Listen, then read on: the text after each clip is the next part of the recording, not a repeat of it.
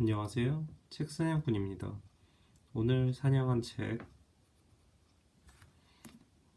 먹을 거와 관계되어 있어 보이죠? 발자크의 식탁입니다.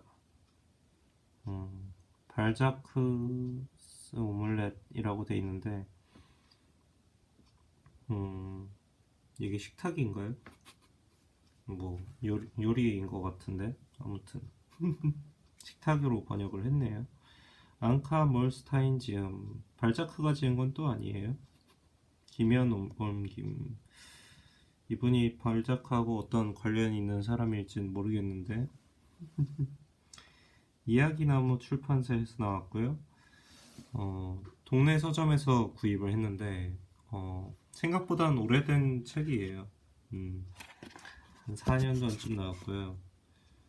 그리고 이 책 서문이 왠지 재미있어 보여서 오늘 이 영상 내용은 서문을 함께 읽는 걸로 하겠습니다. 당신이 먹는 것을 발자크가 알았더라면. 여기가 서문 맞나? 발자크의 작품을 어떻게 해석하는가에 따라 그가 풀어낸 방대한 이야기를 오른쪽도 같이 볼까요? 같이 못 보네? 안 될 것 같아요. 방대한 이야기를 하나로 묶어주는 여러 가닥의 시를 발견할 수 있다. 작가 발자크가 인간의 행동 양식을 연구한 끝에 선택한 실들이다. 벌써 문장이 어려운데. 방대한 이야기를 하나로 묶어주는 여러 가닥의 실이 인간의 행동 양식을 연구한 끝에 선택한 실들이래요.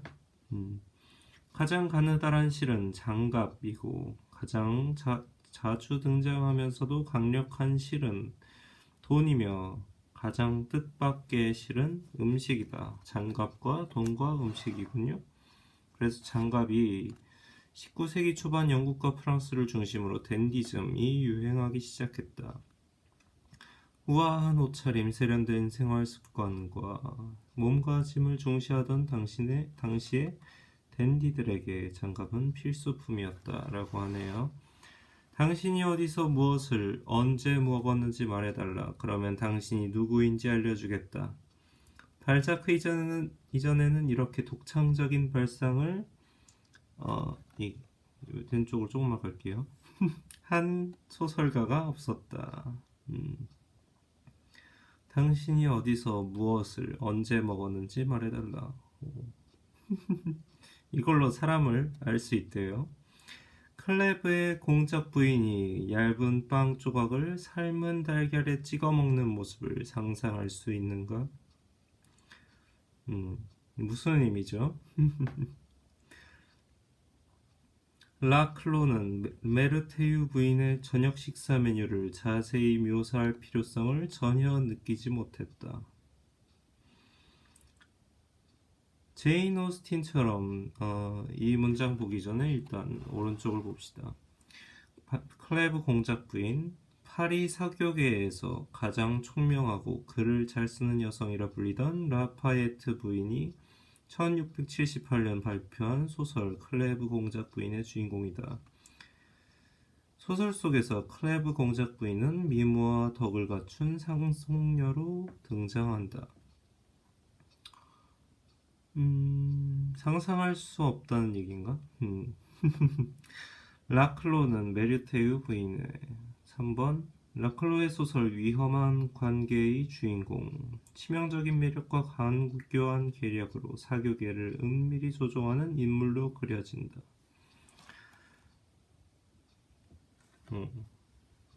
제인 오스틴처럼 세밀한 묘사에 능했던 작가도 접시 위에 놓인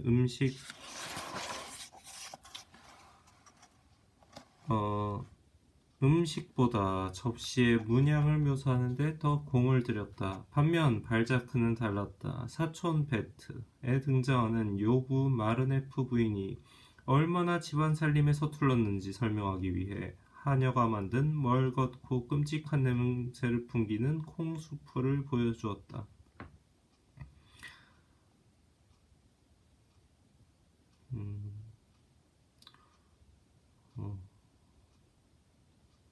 다음은요. 시골 의사에서는 자코트가 끓인 맑은 육수의 향으로 완벽한 가정을 그렸다. 육수는 그 자체로도 검소함의 상징이지만 그랑데 영감은 까마귀 뼈로 육수를 내라고 지시하는 것으로 얼마나 지독한 구두쇠인지를 증명한다. 4번 발자크의 소설 외제니 그랑데 속 등장인물 주인공의 아버지이며 숨을 거두는 순간까지 황금에 집착하는 수전노로 그려진다.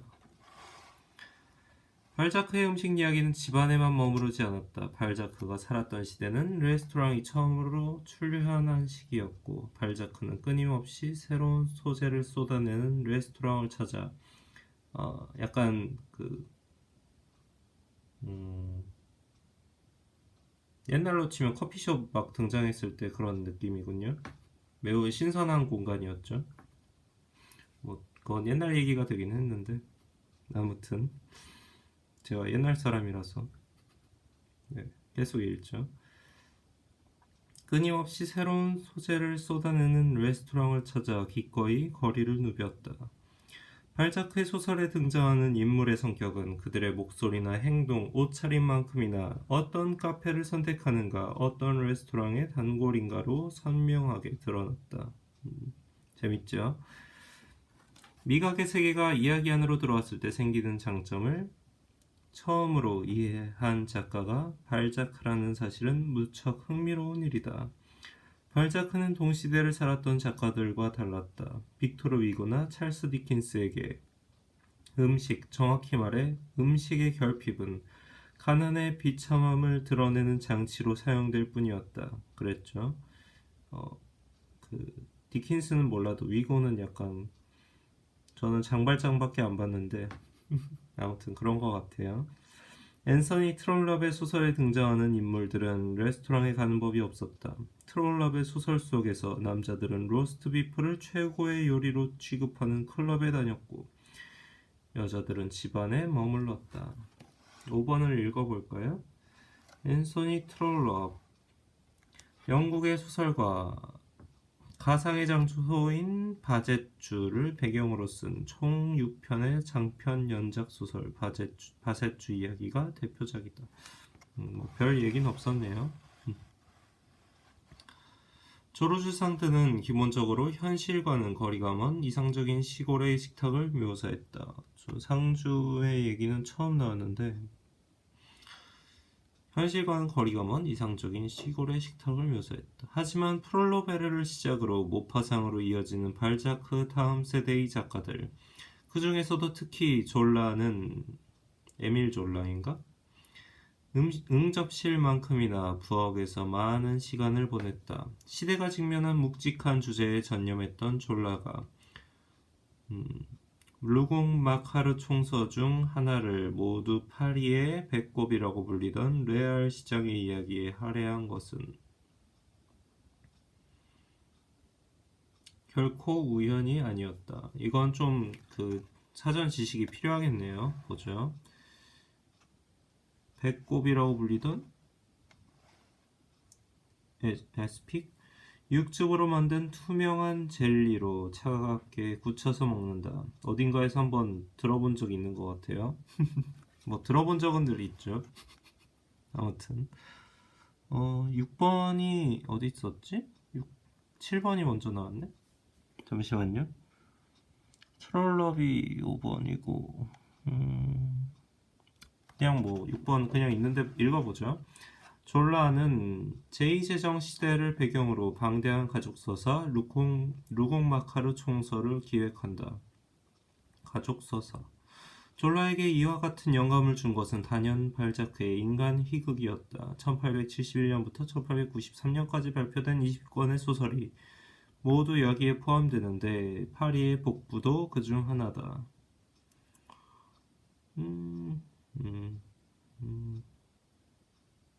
파리 한복판에 있는 레알 시장에서 벌어지는 부자와 빈자 간의 대립이 주요 내용이다. 주인공이 시장에서 돼지고기를 파는 상인으로 등장한다. 그렇대요. 아무튼 파리의 배꼽이라고 말하는 거는 파리에 먹을 것들이 다 모여 있는 곳이라고 느껴지고, 이 시장이 저는 처음에 읽을 때는 그 시장님인 줄 알았는데 마켓이었어요. 슈퍼마켓은 아니고 그 어디 동네 시장 뭐 그런 거 같죠? 음, 그래서 졸라가 부엌에서 많은 시간을 보냈고 음식에 관한 사람들에게 음식이 갖는 의미를 무게를 갖고 음, 20권 중 하나를 음식 레알 시장의 이야기에 할애하였다. 그래야 마땅한 일이었다. 19세기 파리는 유럽의 미식 수도였다. 프랑스 먹거리는 그래도 유명하죠.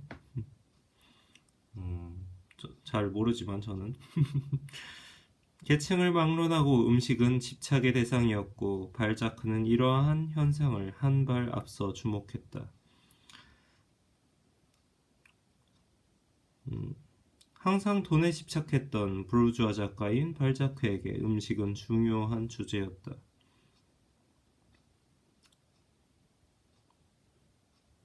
음식을 향유하기 위해서는 대가를 치러야 했고 음식으로 얻을 수 있는 쾌락은 유통기한이 무척이나 짧았으며 그쵸? 한 6시간 있으면 배고프죠. 먹는 사람의 내면에서는 뜨겁게 끓어오르는 탐욕과 한없이 관대한 마음이 모두 출몰했으니 말이다. 소설을 쓰기에 되게 좋아 보이는 내용이긴 한데 저는 되게 어려웠을 것 같아요. 제가 한다면 뭐 제가 소설가는 아니지만 발자크가 음식에 집착했던 것은 당대의 사회상을 짚기 위해서였다.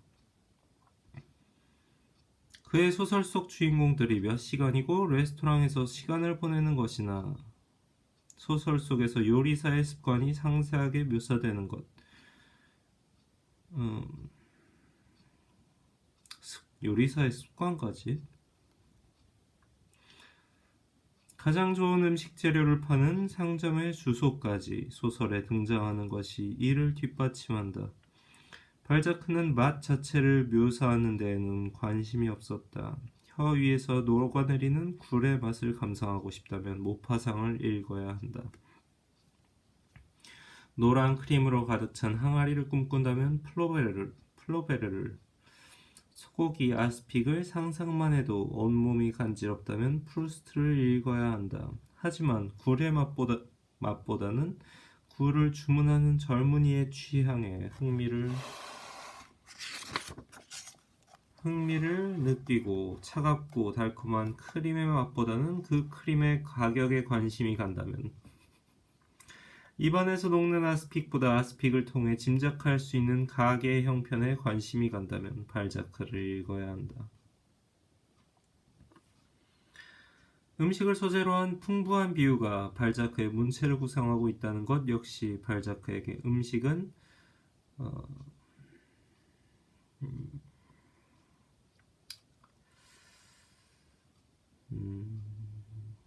단순한 영양 섭취 대상이 아니라는 것을 보여준다. 발자크는 매력적인 시골 처녀를 햄에 비유하고 주름살 투성이의 창백한 노파는 송아지의 췌장에 빗댄다. 모진 시련을 참고 견디며 늙어가는 고리대금업자 곱세크는 바위에 달라붙은 굴을 연상시킨 것으로 그려진다. 왼쪽에 보죠. 발자크의 중편 소설 곱세크의 주인공이다. 발자크가 발표한 소설 속 인물 중에서도 악인으로 분류된다. 지독한 구두쇠이자 고리대금업자로 황금에 대한 집착이 병적으로 그려진다. 자세한 내용은 5장에서 다뤄진다. 또 나쁜 사람이군요. 발자크에게 소녀의 순수함은 천둥 소리에도 고약한 냄새에도 잠깐의 더위에도 아니 그저 숨결 한 번에도 변할 수 있는 우유와 같은 것이었다.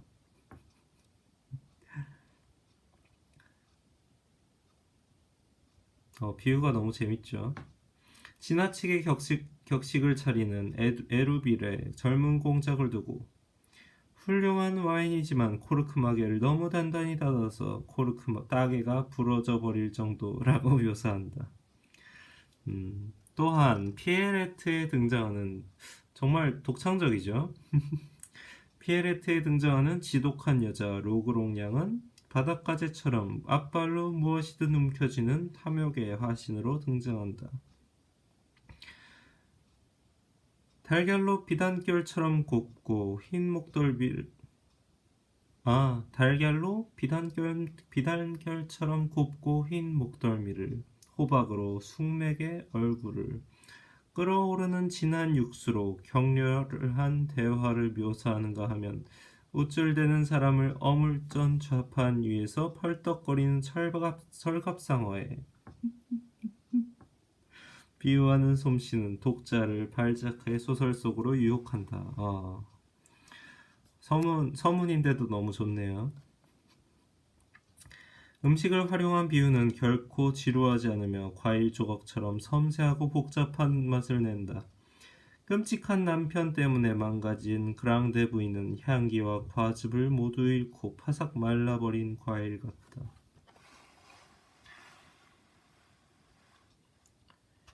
흰 눈썹을 지닌 델핀느 뉘싱겐은 개구리 모양의 반점이 있는 콕스피핀 사과, 아름답지만 사악한 데스파르 후작 부인은 한입 베어 물 수밖에 없는 맛있는 작은 사과다.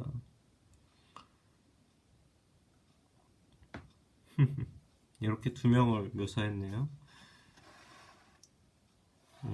별로 관심이 없는데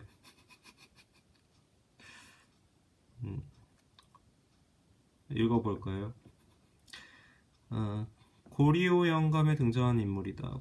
그 영감 자신은 허름한 하숙집에 살면서 탐욕스러운 두 딸에게 평생 모은 재산을 바치지만 두 딸은 그 영감의 장례식에도 참석하지 않는다.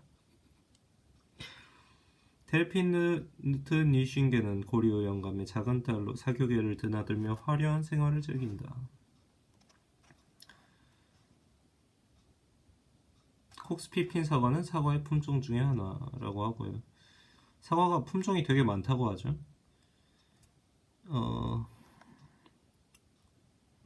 이렇게 골짜기의 백합에 등장하는 모르소프 부인의 차가운 어깨나 마르네프 부인의 단단한 젖가슴을 묘사하려면 가장 과즙이 풍부한 그리고 누구나 탐낼 법한 과일이 필요하다.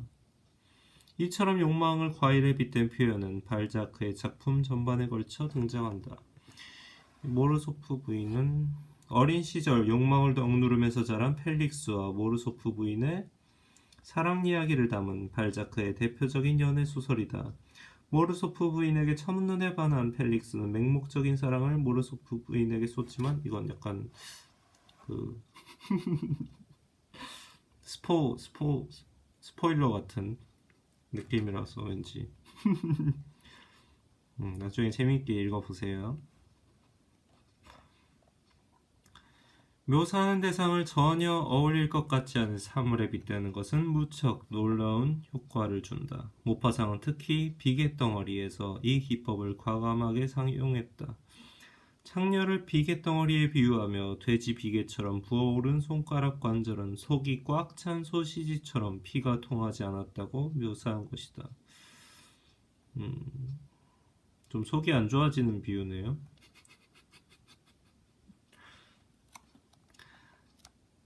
묘사한 것이다. 졸라는 파리의 복부에서 아름다운 생선 장수 루이즈 메후딘을 묘사하며 음식을 통한 비유를 극단적으로 실험했다. 루이즈는 연어의 단조로운 냄새, 빙어의 사향과 제비꽃 향, 청어와 홍어의 톡 쏘는 냄새를 내뿜고 치마가 흔들릴 때면 바다 안개가 뿜어져 나왔다. 루이즈는 질퍽질퍽한 해초가 구름처럼 걸려있는 사이를 걸었다. 뭔 말이죠? 여신 같은 몸매를 가진 그녀는 바닷물에 떠내려와 정어리를 잡는 어부의 그물에 걸려든 고대의 대리석상 같았다. 예. 플로베르의 방식은 조금 달랐다. 그는 보바리 부인을 음식에 비유하지는 않았지만 수프를 마실 때 항상 같은 소리를 내며 같은 몸짓으로 만족감을 표현하는 모습을 통해 그녀의 몸에 밴 지루함의 무게를 암시했다.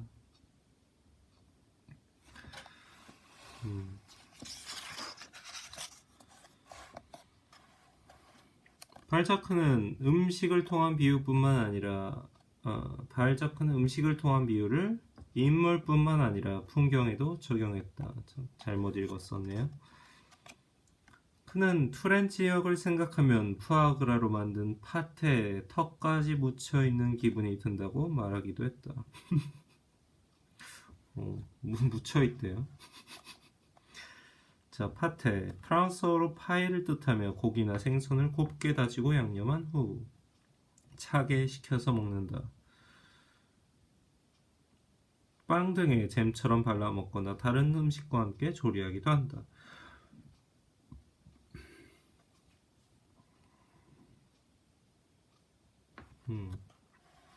이처럼 음식의 중요성을 누구보다 예민하게 느끼고 있던 발자크가 미식가가 아니었다는 사실은 매우 역설적이다. 오히려 발자크는 기이한 식습관의 소유자였다. 지필에 몰두할 때면 몇 주 동안 거의 아무것도 먹지 않았고 원고를 끝냈을 때는 엄청난 양의 와인과 굴, 각종 고기 요리에 자신을 내던지는 것으로 자축하곤 했다. 이런 모순을 어떻게 이해해야 할까? 간단히 말한다면 발자크와 그의 소설 속 인물은 결코 같은 시간에 먹는 법이 없었다고 생각하면 될 것이다. 발자크가 먹을 때면 소설 속 인물은 쉬고 있었고 소설 속 인물이 먹을 때는 발자크가 굶고 있었다. 우선 발자크의 생애를 중심으로 발자크가 음식과 인간 희극에 부여한 의미를 이해해보자.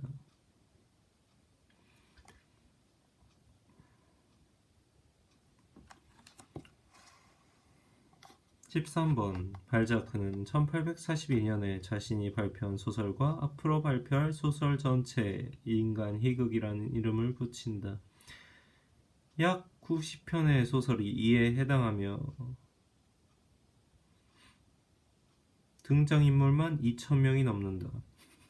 각 소설 속 인물이 긴밀하게 연결되어 있으며 프랑스 전역을 배경으로 이야기가 펼쳐진다. 굉장하네요.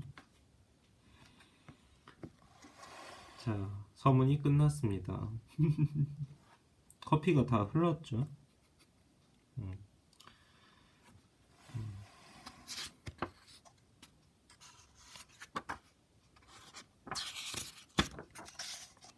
그래서 1장 발자크의 식탁이고 발작 at mealtimes 발자크가 먹을 때 그런 건가? 네. 오늘 읽을 분량은 다 읽었고요. 다음에 또 읽을 수 있다면 좋겠군요. 오늘 읽은 책 발자크의 식탁 앙카 몰스타인지음 김현옮김 이야기나무에서 출판됐고요. 저는 책사냥꾼이었습니다. 감사합니다.